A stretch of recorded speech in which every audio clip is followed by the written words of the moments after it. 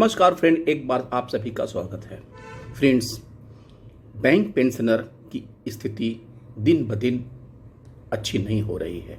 कारण यह है कि उनकी कोई भी सुनवाई नहीं है। आपको बता दूं कि पेंशन अपडेशन 28 वर्षों से पेंडिंग पड़ा हुआ है। डीए न्यूट्रलाइजेशन का केस वर्षों से लंबित पड़ा हुआ है। जो हमारे साथी पूर्व में वीआरएस ले चुके हैं, उनका पेंशन की समस्या अभी उलझी हुई है। इन्हीं सब बीचों में इन बैंक पेंशनर अपना दिन गुजार रहे हैं। यहाँ तक कि कम पेंशन में आजीविका और दवाई के खर्चों का निकलना भी मुश्किल है। लेकिन क्या है कि कभी हम प्रधानमंत्री को चिट्ठी लिखते हैं, कभी हम जज को चिट्ठी लिखते हैं, कभी एमपी को चिट्ठी लिखते, कभी बिना हम अपने रिसोर्सेज से सबको, आईबीए हो चाहे प्रधानमंत्री हो चाहे ईओबी हो, सबको अप्रोच कर रहे हैं। लेकिन सबों का नतीजा क्या है? अभी शून्य है। ऐसे ही परिस्थितियों में एक हमारे वरिष्ठ साथी ने अपनी इस व्यथा के बारे में लिखा हुआ है, जो मैं आपसे शेयर कर रहा हूं। एक राइटअप। वर्ष 2014 में मैं लगभग 36 साल नौकरी के बाद सेवानिवृत्त हुआ।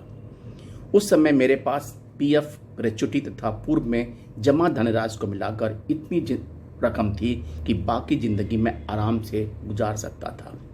उस समय बैंकों पर फिक्स डिपॉजिट का रेट लगभग 9.50% था। आज से देखता हूं कि बैंकों द्वारा उन्हीं एफडीज पर जो इंटरेस्ट रेट है वो घट के लगभग 5% हो गया है।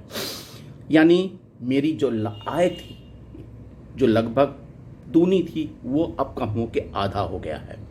जबकि 2014 के मुकाबले में या 2015 के मुकाबले में जो महंगाई है वो दूनी हो गई है।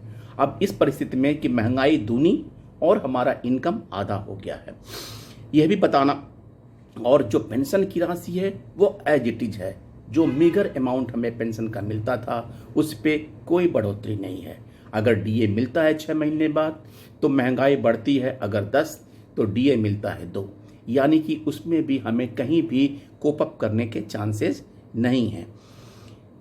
वरिष्ठ नागरिकों को जो भी पहले थोड़ी बहुत अतिरिक्त सुविधाएं मिला करती थीं वह बंद हो गई। मेडिक्लेम की पॉलिसी की दरें भी उम्र के बढ़ने के साथ साथ और चिकित्सा व्यय भी बढ़ती जा रही हैं। यानी जो हेल्थ इंश्योरेंस का प्रीमियम है वो हमें अपने पॉकेट से एक अच्छी खासी रकम का भुगतान करना पड़ रहा है। जो जमा पूंजी पे प्राप्त ब्याज के अलावा प्रति माह मूलधन से भी कुछ धनराशि निकालनी पड़ती है, तब हमारा खर्चा चलता है। यानी कि मेरी जमा पूंजी धीरे धीरे कम हो रही है।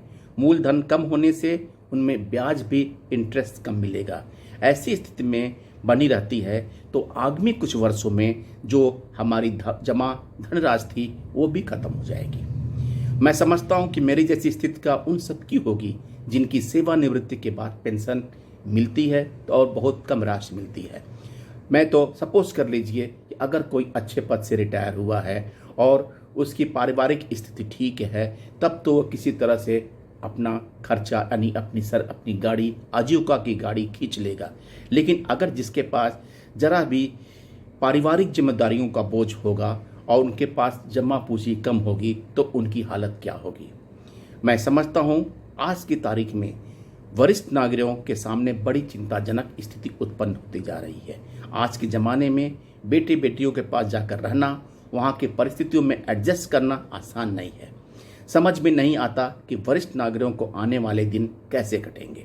कभी कभी तो लगता है सरकार की प्राथमिकता में वरिष्ठ नागरिकों की कोई जगह ही नहीं है और वह उनको बोझ समझती है।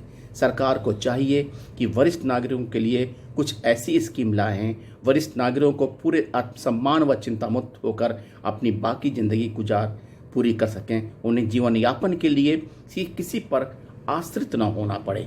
वरिष्ठ नागरिकों ने पूरी जिंदगी सरकार को अपनी आय से अच्छा खासा टैक्स दिया है और अब भी दे रहे हैं। उन्हें जिंदगी के इस पड़ाव में इतना परेशान क्यों होना पड़ रहा है?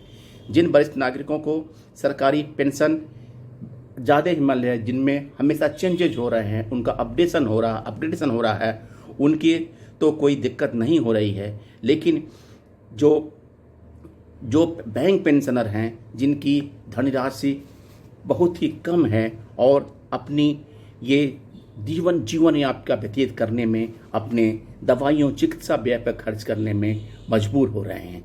सरकार को चाहिए कि बैंकर्स का पेंशन अपडेशन अवश्य करें, इनके हेल्थ इंश्योरेंस प्रीमियम की दरें कम करके जिस पे जीएसटी कम करे, अथवा जो बैंक इनके एम्प्लॉयर हैं वो अपने रिसोर्सेज से इसका भुगतान करें।